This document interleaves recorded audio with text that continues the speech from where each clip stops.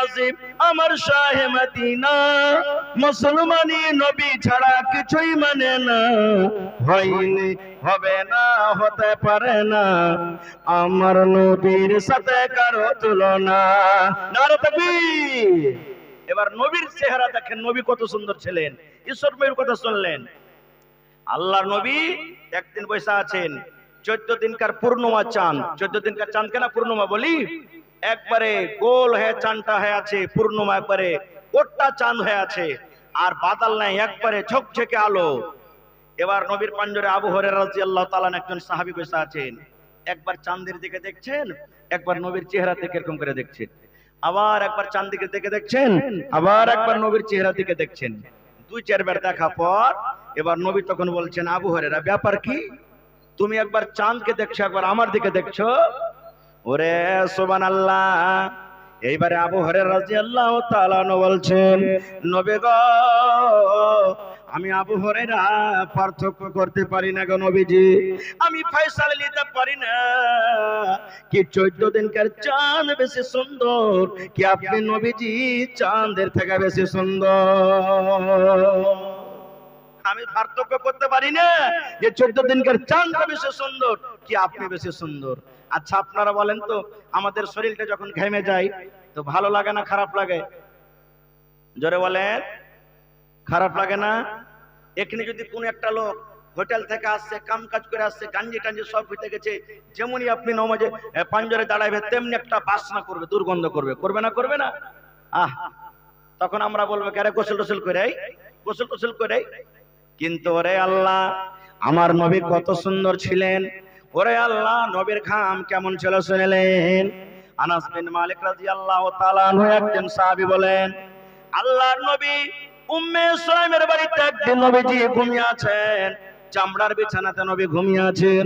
হ্যাঁ রে আমার দয়ার নবী কত কষ্ট করে রাত কাটালছেন, দিন কাটালছেন রে বন্ধু। কতদিন নবী আমার খাজুরের পাটিতে, খাজুরের চাটাইতে, সপের উপরে নবী আমার ঘুমিয়েছিলেন। ওই যুগে নবীজির জন্য বিছানা ছিল না, ওরে আল্লাহ নবীর জন্য চাদর ছিল না, দয়ার নবীর জন্য তোশক ছিল না। এত কষ্ট করে নবী আমার ঘুমালছেন, আর আমাদের জন্য আজকে দেখেন তোশক, মাথাতে বালিশ তুলা দিয়ে। দয়ার নবীর বালিশের কথা একটু শুনেন। দয়ার নবীর বালিশ ছিল কিসের? দয়ার নবীর বালিশ হলো খাজুরের যে চুকা আছে, খাজুরের যে ছিলকা আছে, এই ছিলকা দিয়ে দয়ার নবীর বালিশ তৈরি করা হতো। ওই আমার দয়ার নবী চামড়ার বিছানাতে একদিন নবী ঘুমিয়ে আছেন। গরমের টান আপনারা জানেন, আমরাও জানি, যখন আমরা ঘুমিয়ে থাকি গরমের টাইমে, গরমের সময়তে আমাদের শরীরটা ঘামে কে ঘামে না? বলেন ঘামে কে ঘামে না? বিছান ভেজে যায়, চাদর ভেজে যায়। এই মতো দয়ার নবী ঘেমে গেছেন, দয়ার নবী পাসিনা চলে এসেছে। আমার নবীর ঘাম গলা, ওখানে তো কোনো সুতির কাপড় নাই যে সুচে নিবে। দয়ার নবী যেমনই ঘেমেছে, চামড়াতে ওই ঘাম গলা বাঁধিয়ে বাঁধিয়ে গেছে, চামড়াতে ওই ঘাম গলা পাসিনা গলা জমা জমা হয়ে গেছে। এবারে উম্মে সুলাইম আর একটা হাদিস আছে, নবীজির ফুফু, নবীজি আমার ঘুমিয়ে আছেন, দয়ার নবী আমার জানেন না। এবার নবীজির ওই ঘাম লাওয়ার জন্য নবীজির ফুফু এবং অন্য একটা হাদিস আছে উম্মে সুলাইম আনাস বিন মালিকের মা, ওরে সুবহানাল্লাহ, একটা ছোট্ট আতরে যেমন শিশি হয়, আতরের যেমন বোতল হয়, ওই আতরের বোতল নিয়েছে। নবী আমার ঘুমিয়ে আছেন জানেন না, নবীজির ওই ঘাম গলাকে, পাসিনা গলাকে নিয়ে নিয়ে ভর্তি করছেন, ঘাম গলাকে নিয়ে নিয়ে বোতলে ভর্তি করা হয়েছে। এই করতে করতে দয়ার নবী পট করে জেগে গেলেন। জেগে যাওয়ার পর এবার বলছেন, ফুফু তুমি কি করছো, কি ব্যাপার, তুমি আমার কাছে কি করছো? এবার বলছেন, বেটা মুহাম্মদ, আমি তোমার ফুফুরে বেটা, তুমি যে ঘেমে গেছো, এই তোমার শরীরে যে ঘাম এসেছে রে ধন, এই পাসিনা এই ঘাম গুলাকে আমি বোতলে ভর্তি করছি।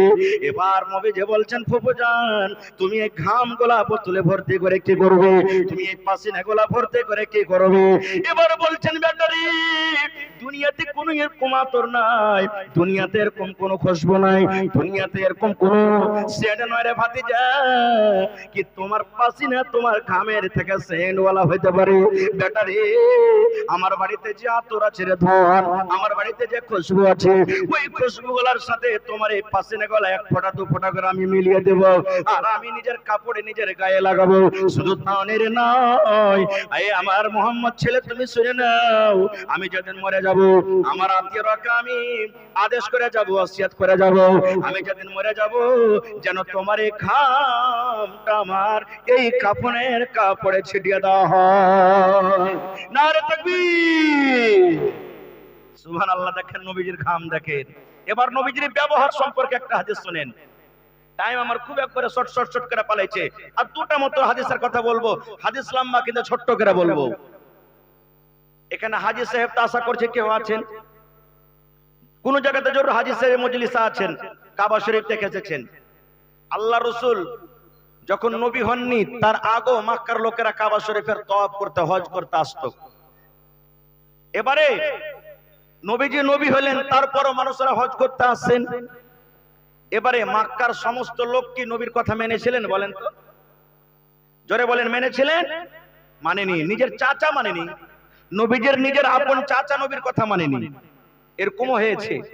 এবারে সুবহানাল্লাহ, এবারে মক্কার লোকেরা যারা বাহির বিদেশ থেকে হজ করতে আসতো তারাকে এলান করতো, রে ভাই তোমরা হজ করতে এসো, হজ করে চলে যাও, কিন্তু ভাই রে এই মক্কাতে একটা মোহাম্মদ আব্দুল্লাহর ছেলে মোহাম্মদ একটা ছেলে আছে, ওর সাথে ভাই দেখা করিস না তোরা। এত বড় জাদুঘর, এত বড় তার কাছে জিন আছে, যদি একবার দেখা করিস তার সাথে তোকে নিজের কবজাতে করে নিবে, কিন্তু ভাই রে খবরদার ওর সাথে দেখা করিস না। ভাই যত লোক মানা করে নবীকে দেখার জন্য অত লোক লালাইতে হয়ে থাকে, হ্যাঁ সারা জীবনে আর আসতে পাবো কি পাবো না, চল একবার দেখিলি, দেখা যাবে ওর চেহারাটা কেমন। সুবহানাল্লাহ, চল দেখিলি একবার চেহারাটা কেমন। ভাই সব লোকের কথা বলতে পারবো না। জামাত বলে একটা খুব বড় শাইর, আরবির পণ্ডিত, আর ওঝা করবে, আমার কাছে জামানাতে ওঝা করবে যে নাই, আছে না নেই? সুবহানাল্লাহ, কেমন ওঝা করবে, যেই আগরবাতি সামনে রাখবে, ফুল সামনে রাখবে, সুবহানাল্লাহ, পান সুপারি তুলসী অবিজবি আর সুন্দর করে মন্ত্র পড়বে, তাম্বা তুলসের পূজার কইরা রাখিলো রে, হাই রে সোনার বান্দারে, কিবা খাইবা কিবারে নিবা বলো রে, হাই রে সোনার বান্দারে। নাকি রে আমার মা, এ আমার খালা বোনেরা শুনেন, যারা এরকম কাজ করছেন রামা তওবা করেন, আল্লাহর দরবারে তওবা করেন, না হলে মারে আপনি নামাজ পড়ছেন, রোজা রাখছেন, তেলাওয়াত করছেন, এই মন্ত্র পড়তে পড়তে দোয়া পড়তে পড়তে যদি আপনার মত হয়ে যায়, আল্লাহর জান্নাত আপনি যেতে পারবেন না, আল্লাহর জান্নাত যাওয়া হবে না। খার যাও, এই বিষয়ে নিয়ে কোনদিন আলোচনা করব। তবে জামাত বলে একটা লোক হজ করতে এসে, বড় শাইর, মানে ওঝা কবিরাজ, ও যখন শুনেছে যে মুহাম্মদের সাথে দেখা করতে হবে না, তখন একটা লোককে বলছে, এ ভাই আমি মুহাম্মদের সাথে দেখা করব, আমি একটা ওঝা কবিরাজ, আমি ওর কাছে যা জিন ভূত আছে আমি আমার কাছে টেনে নেব। বলছে যাচ্ছ রে ভাই, পারবি না? বলছে না, দেখবো ওর কত বড় জিন আছে, ওর ভূত আছে, চল দেখা।